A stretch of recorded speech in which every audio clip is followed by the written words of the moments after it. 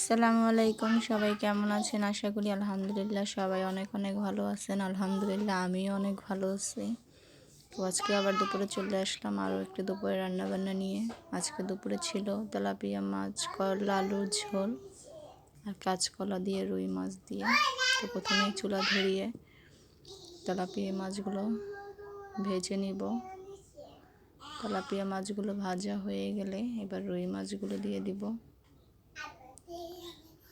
রুই মাছগুলো ভাজার পরে সেই তেলের ভিতরে পেঁয়াজ কুচি, মরিচ কুচি দিয়ে ভালোভাবে ভেজে নিব।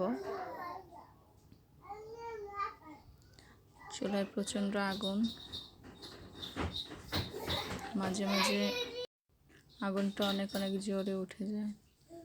ভালো করে পেঁয়াজ মরিচগুলো ভাজা হয়ে গেলে তার ভিতরে সব বাটা মশলাগুলো দিয়ে দেব, যেমন হলুদ, মরিচ, লবণ, ধনিয়া সব দেওয়ার পরে ভালো করে কষিয়ে নিব।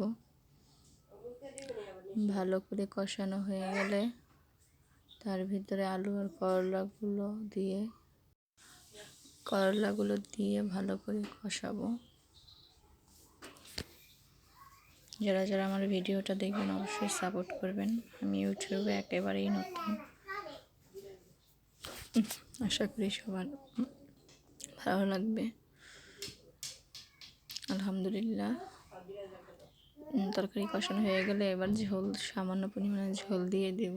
ঝোল দেওয়ার পর উতরানো হলে মাছগুলো দিয়ে ভালো করে একটু নেড়ে চেড়ে আর একটু জাল করে নামিয়ে নেওয়ার পালা।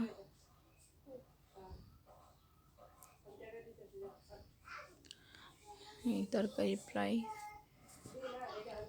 হয়ে গেছে, এবার সামান্য আর একটু জাল করে নামিয়ে নেব। এই ছিল আজকের করলা আলু দিয়ে তেলাপিয়া মাছের ঝোল। অনেকেই করলা তরকারি খায় না, শুধু ভাজি খায়। এই যে ফাইনাল লুক, করলা আলু তেলাপিয়া মাছের ঝোল। তারপরে ভাত বসিয়ে দিব। ভাত বসিয়ে দেওয়ার পরে মাটির চুলায় রান্নাবান্না খুব তাড়াতাড়ি হয়, গ্যাসের তুলনায়, কারেন্টের তুলনায় অনেক তাড়াতাড়ি হয় মাটির চুলা ভাত। আজকে অনেকগুলো ভাত পড়ে গেছে, এই জন্য খুব খারাপ লাগছে। ভাতটা গড় দিয়ে এরপরে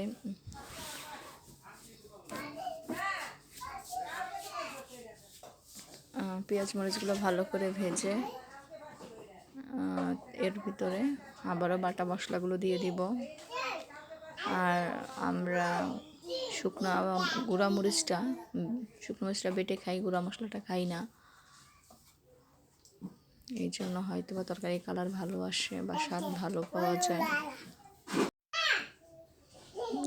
তারপর মশলাটা ভালো করে কষানো হয়ে গেলে এর ভিতরে কাঁচকলাগুলো দিয়ে ভালো করে নেড়েচেড়ে কষানোর পালা। কষানো হয়ে গেলে পানি দিয়ে দিব। পানি দিয়ে ভালো করে একটু ঢেকে দিব। ফুটে গেছে, এবার মাছগুলো দিয়ে দিব। রুই মাছগুলো দিয়ে দিব।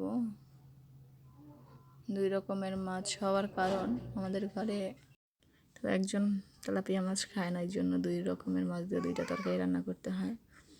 তো এই তরকারিটাও প্রায় হওয়ার দিকে চলে আসছে, এইবার নামিয়ে নেওয়ার পালা। এই যে তরকারির আসল চেহারা চলে আসছে।